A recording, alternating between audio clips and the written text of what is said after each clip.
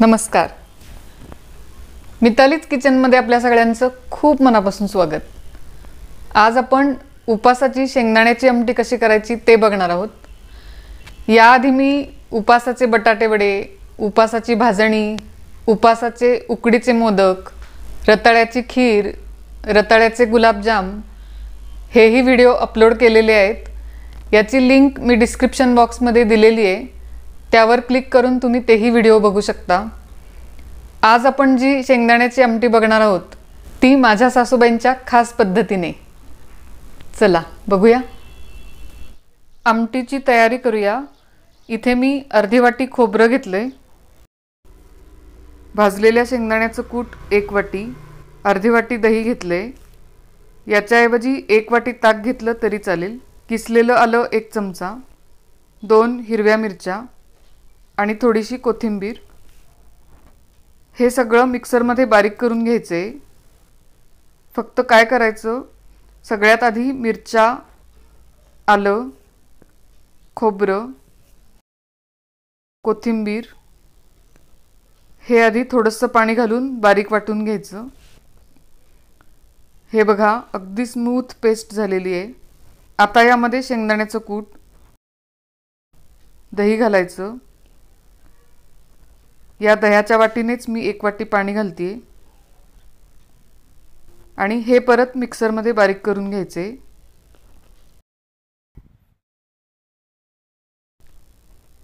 हे बघा एकदम स्मूथ पेस्ट झालेली आहे.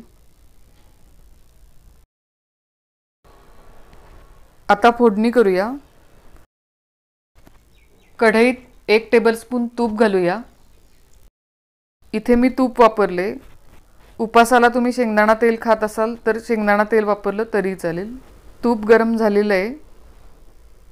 त्यामध्ये अर्धा चमचा जिरं, 1 छोटासा दालचिनीचा तुकडा,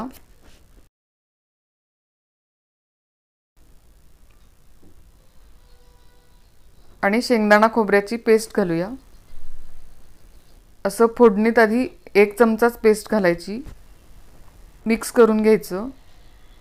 यामुळे काय होतं, फोडणी थोडीशी गार होते आणि मिश्रण एकदम अंगावर उडत नाही. आता बाकीचं मिश्रण घालूया.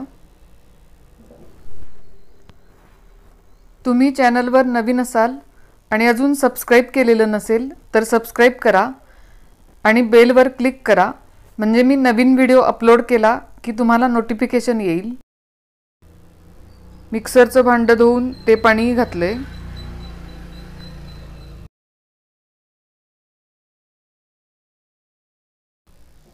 यामध्ये अजून 2 वाट्या पाणी घालूया.